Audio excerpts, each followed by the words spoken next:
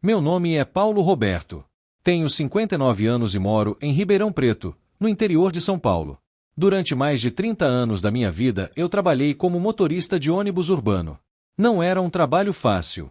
Acordava antes do sol nascer, enfrentava trânsito, passageiros estressados e muitas horas sentado atrás de um volante. Mas eu sempre tive orgulho do que fazia, porque aquele trabalho sustentou minha família durante décadas. Eu me casei jovem com minha esposa Ana. Ela era professora de escola pública e sempre foi uma mulher muito dedicada. Nossa vida nunca foi de luxo, mas também nunca nos faltou dignidade.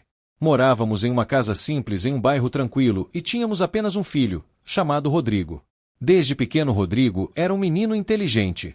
Na escola ele sempre tirava boas notas e os professores diziam que ele tinha muito potencial. Eu e minha esposa ouvimos aquilo muitas vezes nas reuniões escolares e aquilo enchia nosso coração de esperança. A gente acreditava que nosso filho poderia ter um futuro melhor do que o nosso. Por causa disso, eu comecei a trabalhar ainda mais. Pegava horas extras sempre que apareciam. Muitas vezes fazia turnos dobrados para juntar dinheiro. Meu maior sonho era ver Rodrigo formado em uma faculdade.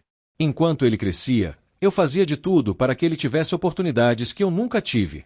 Paguei cursos, comprei livros, incentivei os estudos e sempre repetia a mesma frase para ele: estude. Porque o estudo abre portas que o esforço sozinho não consegue abrir. Quando Rodrigo terminou o ensino médio, ele conseguiu passar em uma faculdade particular de engenharia em Campinas. Foi um momento de muito orgulho para toda a família.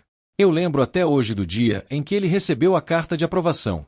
Minha esposa chorou de alegria na cozinha enquanto eu tentava esconder as lágrimas. Mas junto com a alegria também veio a preocupação.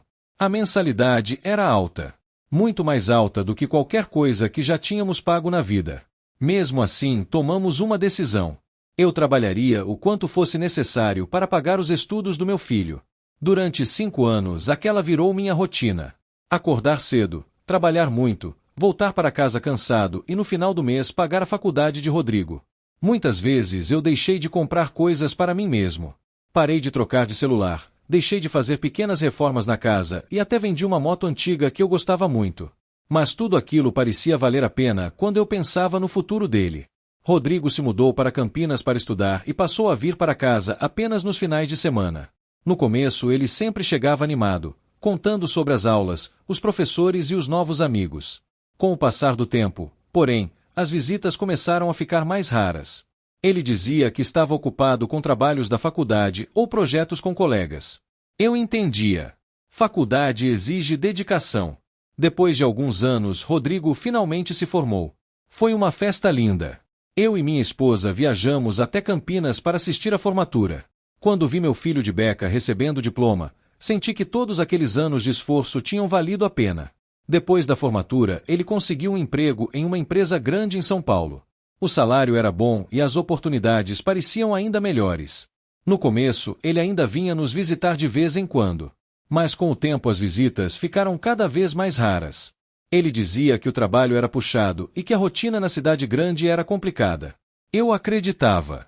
Mas comecei a perceber pequenas mudanças na forma como ele falava comigo.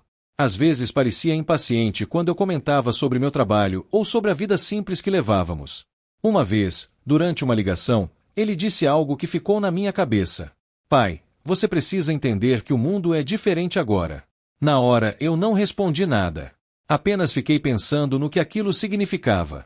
Alguns meses depois, eu e minha esposa decidimos fazer uma surpresa para Rodrigo. Pegamos um ônibus até São Paulo para visitá-lo. Ele morava em um apartamento bonito em um bairro moderno da cidade. Quando chegamos, percebemos que ele parecia um pouco desconfortável com a visita inesperada. Entramos no apartamento e notamos que tudo ali era muito sofisticado. Móveis modernos, televisão enorme, decoração elegante. Eu fiquei feliz por ver que meu filho estava prosperando.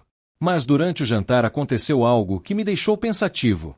Rodrigo comentou que alguns colegas de trabalho estavam passando dificuldades porque tinham famílias muito simples que dependiam deles. Depois ele disse uma frase que me deixou em silêncio. Tem gente que precisa carregar a família nas costas a vida inteira. Não sei se ele percebeu, mas aquelas palavras me atingiram de uma forma que eu não esperava. Depois daquela visita, voltamos para Ribeirão Preto com um sentimento estranho. Nos meses seguintes, o contato com Rodrigo diminuiu ainda mais. As ligações ficaram raras e muitas vezes ele dizia que estava ocupado. Até que um dia algo inesperado aconteceu. Recebi uma ligação de um número desconhecido. Era um colega de trabalho de Rodrigo. Ele me contou que a empresa estava passando por uma crise financeira e muitos funcionários estavam sendo demitidos. Rodrigo estava entre eles.